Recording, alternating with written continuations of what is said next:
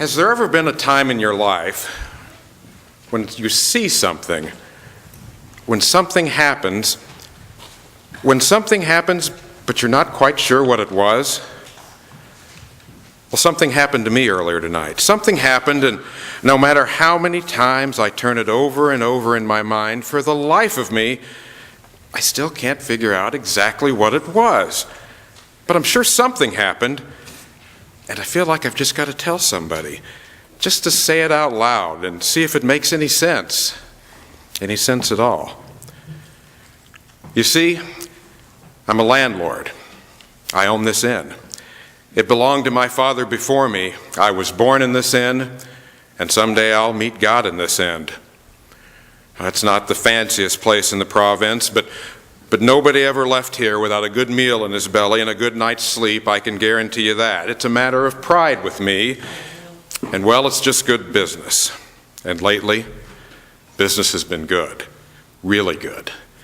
You see, Rome, in her infinite wisdom, has decided that they can't afford all the bread and circuses they have out there without more money from us folks out here in the provinces, so they're raising our taxes. And everybody has to travel back to his hometown to be counted and, of course, to be taxed.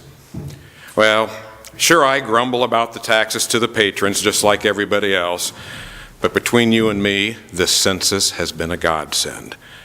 Now, times are hard. People don't travel much, so it's been pretty rough on us in the hospitality business. But this decree from Rome, I've been overrun with business night after night. Sure, I'm running my tail off, packed with patrons, but I'm not complaining. Like I said, it's been good business. So earlier tonight, I was just letting the latecomers, getting them fed, off to bed, when there was a knock on the door.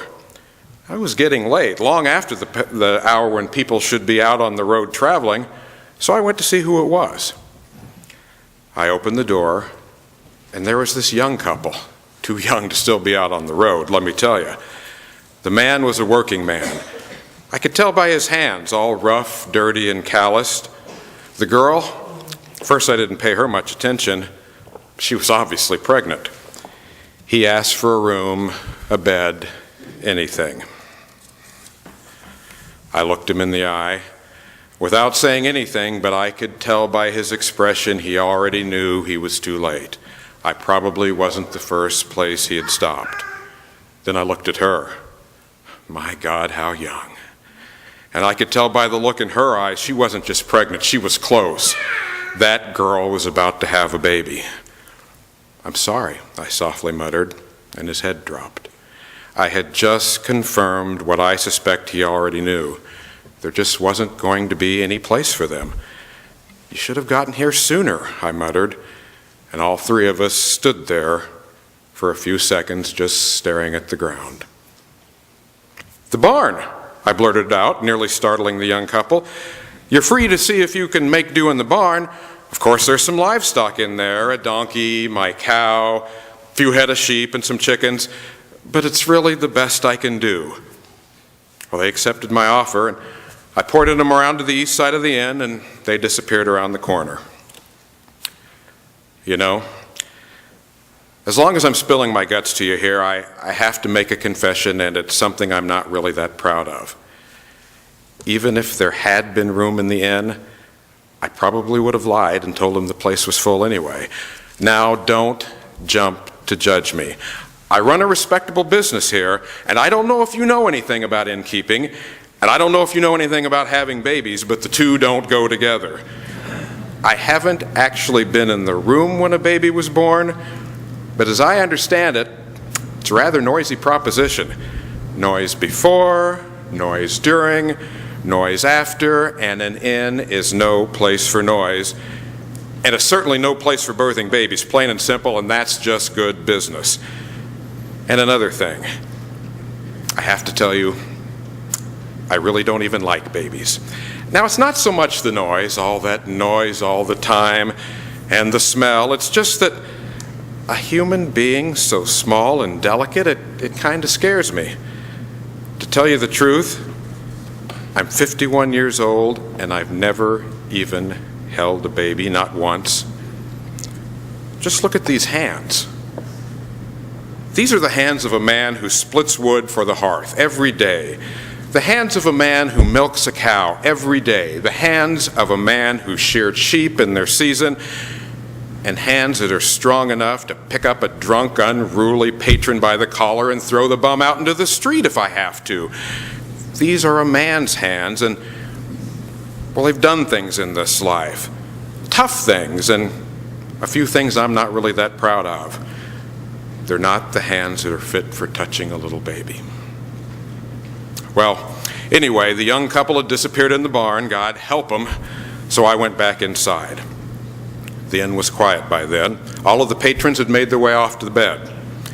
It had been a long day, a tiring day with all the travelers, so I crept softly in the kitchen, found my favorite pewter mug, poured myself a tall drink of wine. I don't like to drink inside where the customers might see me, so I took my mug, went back outside, parked myself down on the front step, and took a good drink. Bleh. Well, it was good wine at one time, I'm sure, but, well, I've probably told you too much already, so one more thing won't hurt. At my inn, sometimes the wine tends to get a little bit watered down. Now, don't look so shocked. Every innkeeper in the world does it, so I don't want to hear it. You pour a little water into the wine, and it keeps the customers from getting too drunk and unruly, and that doesn't hurt a thing. And the ones who do want to drink until they get drunk, well, it costs them a little more money, and frankly, that doesn't hurt a thing either. It's just good business. So I took another sip, leaned my head back against the hard wooden door, and drank in the night.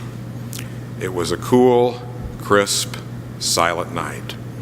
All was calm. All was bright. Wait a minute. Silent and calm? Something must be wrong. There's a young girl having a baby in my barn. It's not supposed to be silent and calm.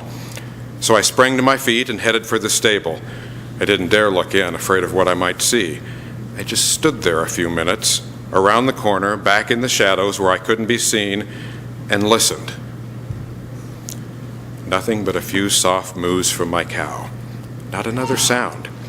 I got to tell you, that didn't seem right to me, but if something had gone wrong, well, that was their problem, and I didn't want to know about it until the morning. I'll deal with tomorrow. So, I went back to the front step to find my mug of wine. I picked up my pewter mug, tilted my head back, and took in a good long drink, and was so startled by what I saw, I spilled the contents all down the front of my tunic. Across the road, behind the stonecutter's shop up in the hills where the grazing ground is, I swear to you, the sky was glowing.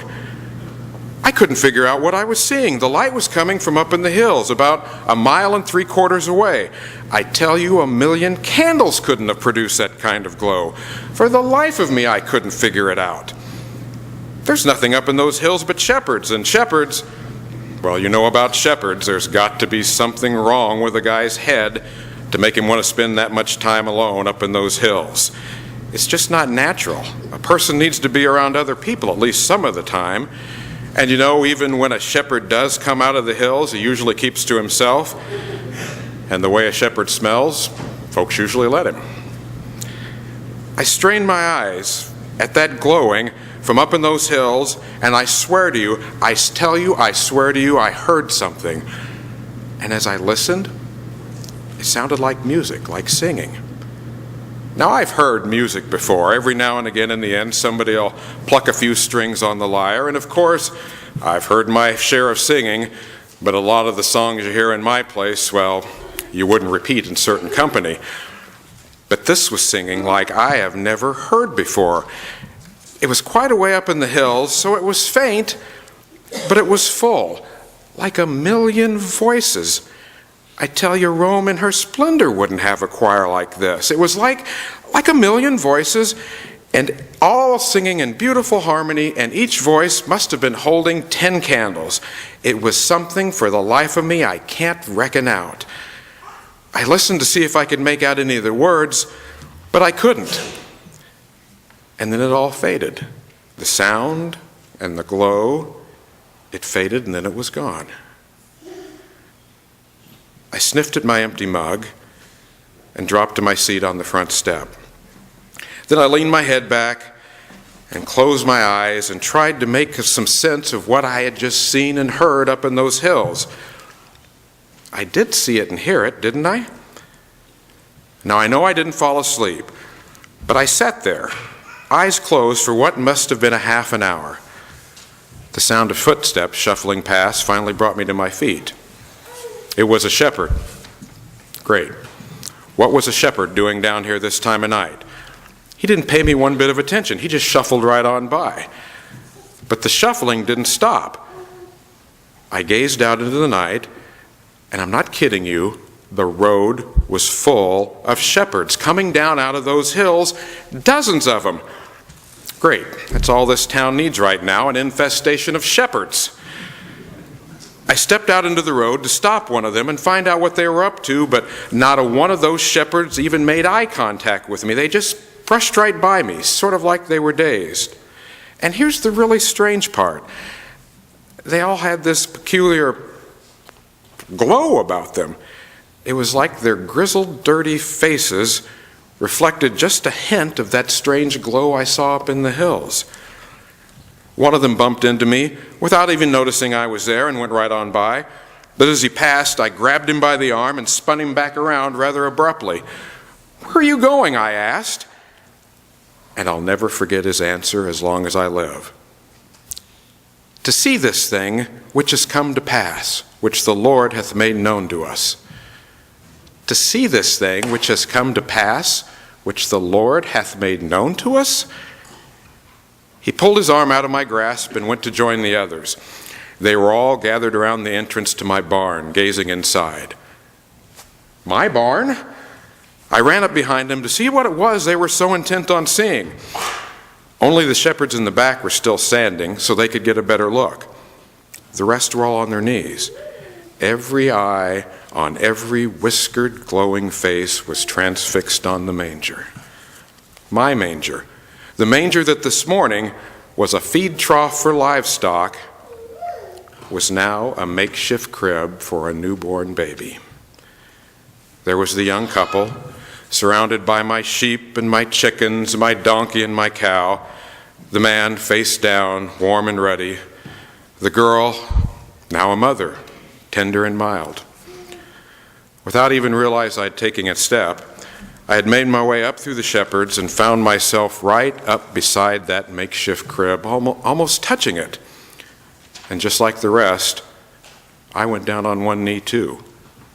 I knelt there, gazing down in rapture, my eyes just a few handbreadths above that precious little infant, so close I could feel his tiny little breaths on my face. The mother's voice broke the silence. "Go ahead if you want," she said. So I reached down. I reached down with my scarred hands into that straw and picked that baby up and held him in my arms. I held him snug against my chest, unable to take my eyes off his eyes. He barely made a sound. And as I looked into the face of that child, it was as if the whole world disappeared. There was no inn, no census, no barn, no shepherds, just my face and his face. Somehow, looking into the glow of that baby's face, my life changed. It meant something. I realized life had to be more than the day-to-day worry about my inn, about full bellies and good night's sleep, more than worrying about Rome and taxes and poverty and oppression. Holding that baby in my arms, I felt peace. And for the first time in my life, I felt hope. Hope for myself. Hope for the world. Like I told you in the beginning, something happened tonight. And I don't know what it was, but something happened, and it must have had something to do with that baby. Although I may never know for sure what happened on that hillside or right back here in my barn, I do know this. My life will never be the same. Heck, maybe the whole world will never be the same. Can one baby born in a stable out here in the farthest province of the Rome really change the whole world? Maybe. He changed me. Gazing down at the face of that baby in my arms, I felt like I was looking into the very face of God. I lifted my callous, bruised hand and softly brushed his little cheek.